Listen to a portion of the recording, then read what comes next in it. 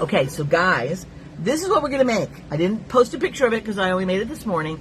It's very simple. It's just a little glow-in-the-dark ghost cat, right? Isn't that cute? So we're going to make that together because super simple, easy. And all we're going to need for this, if you want to make along, and if not, it's okay because we have the replay. And I need to start putting the replays up to YouTube for people to look at or something because they go away after a month now. But anyway, so this will be our little project. So I make glow-in-the-dark blend, and my blend is, if you have Primo or Sculpey 3 glow-in-the-dark, you can use that. Cue the cuteness in 3, 2, 1. Aww. You can just use that straight out of the package. I like to mix a little bit of that gray granite with it. Can you see those little flecks? And if I'm using Primo, I put a little bit of white, just a smidgen, tiny little bit, like the size of if I have like half a thing of glow-in-the-dark Primo, half a package, I will put a little slice of the gray granite, because that's a translucent clay. It won't block the glow at all, and put those little flecks in there.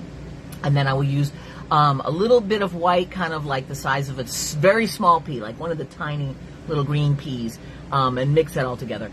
I like the white, kind of boldens it a little. If you've got the Sculpey 3, I usually mix it half and half with the Primo because it's brighter, so I don't need to use the white, but it's also softer, so I like the Primo to give it a little bit more body. I have a whole concoction for making my glow-in-the-dark color since I do so much with glow-in-the-dark. Then I'm using, as you can tell here, I'm using just a little bit of flexible beading cable. Get my face out of the way so you can see it again. There we go. Like Soft Flex. I always like to use Soft Flex, but it's just the fine stuff. For whiskers, I use it a lot for whiskerage. And then I've got the little, those little glass beads. I have those on my site in the little vial of assorted eyeballs, and you can also get them off my Amazon page. I have a link to the bulk amount if you want to go that route. Anyway, so because I put a little eyeball dots in there, the little glass dots, because it's nice. It kind of gives a little bit more personality to it. And then, of course, I use some gray pan pastel. So this one is Payne's Gray Tint. I love Payne's Gray, Paynes, 840.7. If you are keeping track of what number it is, that's the number. And I love pan pastels. It's a little bit in some of the details and in the eyeballs. So whiskerage, yeah.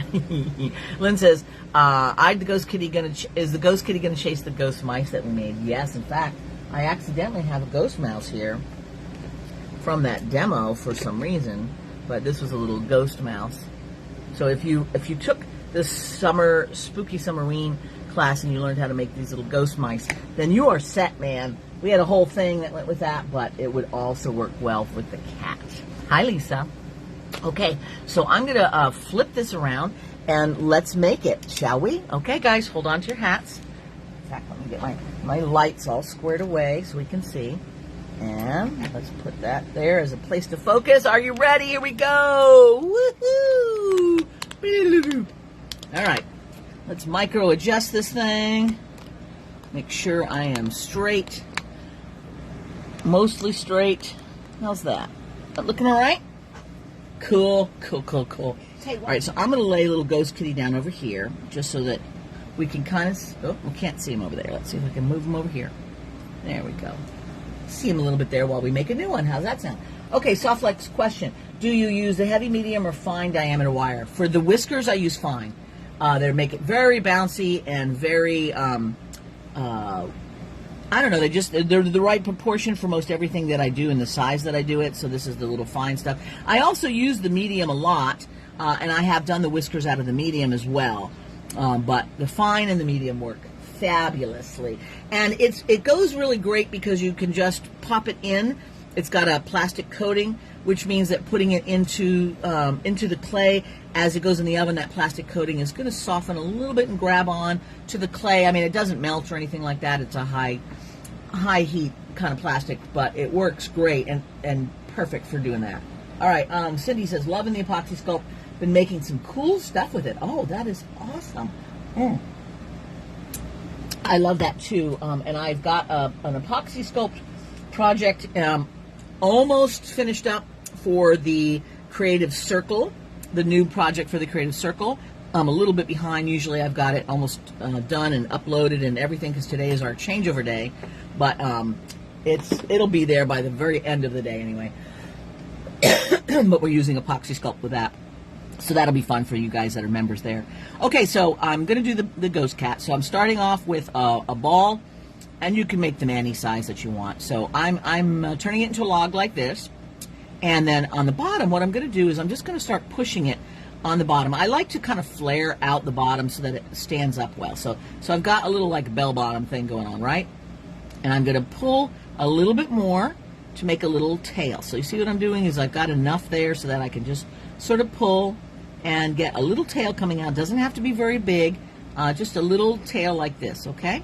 And then once that tail is out, I'm going to come back and pinch along the edge to kind of make a ripple. You know how ghosts always have their skirts and everything, so that's kind of what I'm doing right there. And if you need to refine the indentations between them so it looks more good, you can. And I like to kind of come with my thumb or finger and pull that up so that it makes those indentations kind of flow into the body.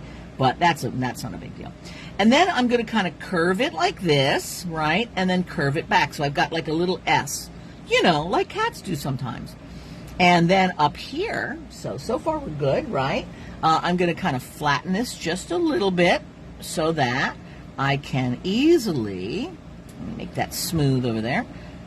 It's a soft clay because this one's, my mix has some Sculpey 3 in it, which makes it softer, so I have to use a light touch and not squish everything. So now I'm just going to take my fingers and start pulling out little nubs for the ears. And you notice if you're looking down on the top, you notice how I'm pinching it so that it comes like an ice cream cone. It's not just like that, but it's like pinching all around to sort of make that ice cream cone look. And I'm going to do the same on the other side. Kind of this whole Hello Kitty thing happening there. Okay. And again, you can kind of see how I've flattened that a bit as we go. And turn it into those little kitty ears, right? There we go. So this is our sort of kitty shape. And I do this bend because it gives it that little bit of the curve on the back like kitties do, and helps it feel correct. So I've got a ball tip tool, and I'm going to make a nice big eye socket. I think that adds the ghostliness to it. All right. And I have chosen not to do any other features. It's just the eye socket. So you can see how easy that is. Now I'm going to take my powder, and I'm going to put a little bit down at the footing of the skirt. So see, like that. And I'm going to put it all the way around. Then clean my brush so I can then take that powder and pull it up so it just blends in. This is a trick I use all the time with powder, is I'll put the main bit of color down there, clean my brush, and then drag it up. And that helps blend it really smoothly and nicely. Okay? So there we go. We've got a little bit of color down there in the skirt stuff. I also always go back and try to touch the powder with my finger. It puts, it kind of pushes it into the clay, which is good. And it puts like fingerprints on top, which I think, I don't know, I think that looks good. So now I'm going to take my powder. I've got more on my brush, and I'm putting it right inside that eye socket and twirling it around. Okay, that is going to fill up the eye socket in a nice little way. And it may also make a little bit of it come around the outside, which I like to soften it. And if it gets a little crazy, which it did right there, I'm just going to take tape and I can get rid of the excess. So now we've got a nice spooky eye socket.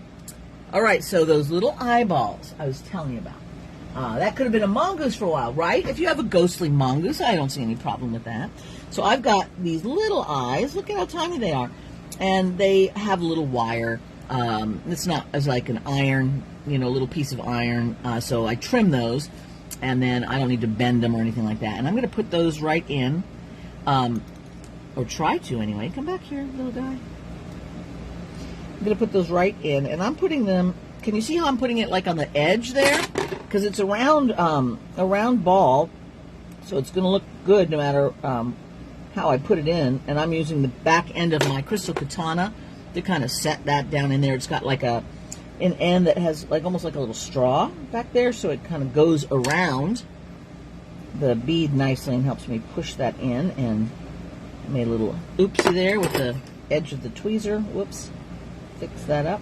All right, now the reason why I've done that is, I don't know if you can tell in this light. I don't think you can, but I'm going to try to bring it up here and catch the light. But it gives like a little pinpoint of light to catch inside the eye socket and gives him a much more alive look, which all of your best ghosts are doing that this season.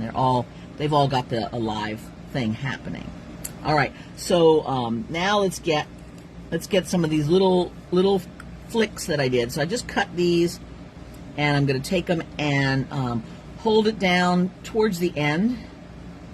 Since this was on a curved spool, there's always like a little curve to it. And I'm going to put them sort of out here. Now, I have tried putting them in different places. Technically, the face would be here and they'd be coming out of the cheeks. But since I didn't put any cheeks there for these to come out of, they seem to look better kind of coming out of the edge of the face. So that's what I'm doing, because I think it looks better that way. And I'm making my whiskers kind of long, because I also like that, but you could make them short and sweet if you wanted to. And once these are all done and baked, you can always trim them, or you can make the whiskers a little bit more curved just by kind of pulling carefully. You don't want to pull them out of the clay, because even though it's sort of grabbing a little, it's not like a super strong grab, so don't yank on them. And if you do end up pulling one out, just put a little teeny bit of super glue on the tip of it, very tiny little amount, and then you can shove them back in. That usually works. Sorry, getting off screen there. All right. I was probably telling you something, but I don't remember what it was. Anyway, you can trim them up if you like, but I like this, big long whiskers. Okay, so this one has one little shorty, so I'm going to turn that one into a shorty one too, so they match a little bit better. There we go. All right, so see what we've got? We've got our little ghostly cat with a nice little curve to his back. Boy, those looks like twins almost, huh? That's weird. And all the whiskers and stuff like that. Now, I usually just set them down on your tile to bake.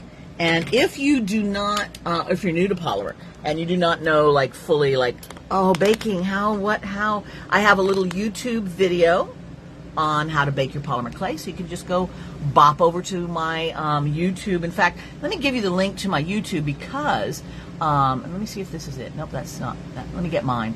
The reason is I would love for you guys to go over there and just do, I don't need that. Let me get it again. Just do watchings of it, because when you watch it, then they give me a few pennies, and I love that. Okay, so let me hold the cat up again so that you can see it better up close again. So just see how simple that is, and endless variations. Like if you're working with kids, it's so easy to do this. You don't even have to put the eyeballs in. It looks fun just with the sockets, and they can make all kinds of variations. They love to poke the little whiskers in there. You can make a whole bunch of them and give them out to your friends, or have them in your work area to decorate the world, or in your house, or share them with kids. One other thing that's kind of nice to do, especially as we come up close to Halloween, is make a little note on there that basically says, hey, if you found this, you feel free to keep it. I'm an artist and I just wanted to make this and share it, so somebody is not like worried about what is this. And you can just put that on a little tag and tie it around it or whatever, and then leave them places where people could find them. That's kind of fun. On the let's say you have one of those downtown areas with cafes and things. You can put one or two on a window ledge of a little restaurant or shop or coffee shop or whatever. If you feel like it, you can. Or you can sell them from your sites, or shows if you're doing shows, whatever. Just have fun with it, because who doesn't want a little glow-in-the-dark cat is all I'm saying. All right, guys, thank you. Have fun with whatever is left of your day, and enjoy your people, and just do something good for yourself. Okay, mwah. I'll see you.